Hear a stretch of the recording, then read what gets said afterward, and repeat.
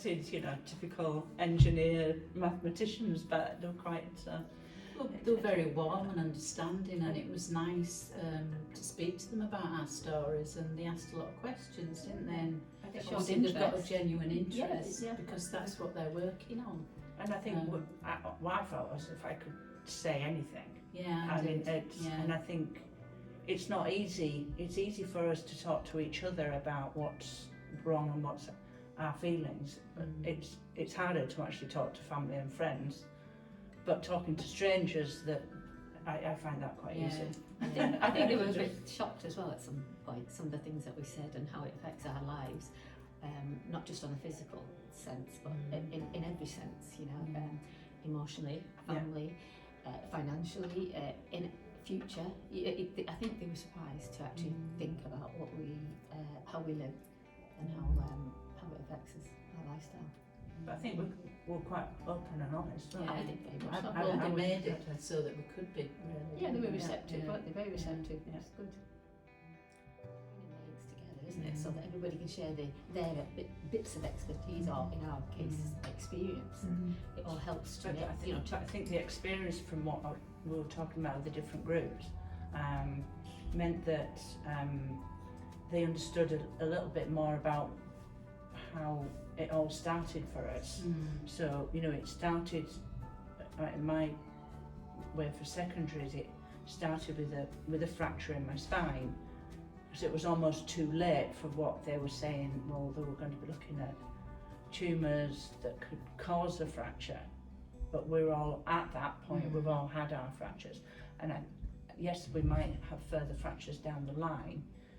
It didn't seem to tie in with what they thought was going to happen. But I think it led on to, especially one group, that we need to be having more scans. Yeah. So that, you know, if a tumour, if you've got primary breast cancer and you had scans or blood tests to see if your cancer markers were going up, then you could have a scan to see if there's some small tumours in your spine before you get to the point where it's 4 centimetres big and does cause a fracture. It's almost as if it's down the line.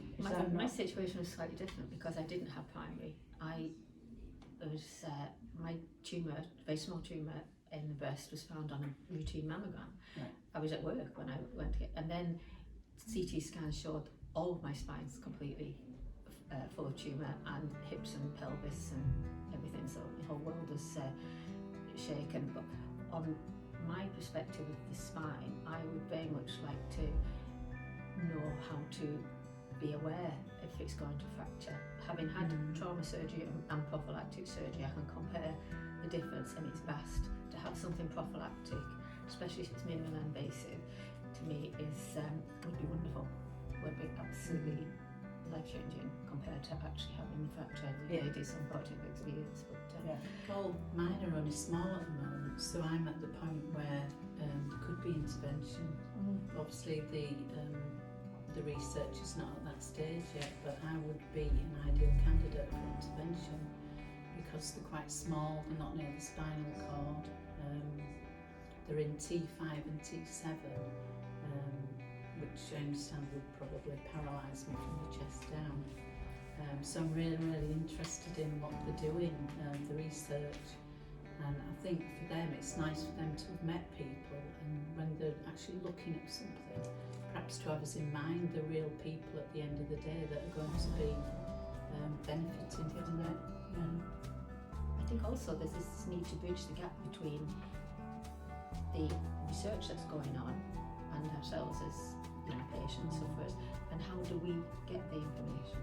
How do we get access to the information just as they're getting access to knowledge from us? It's a two-way thing.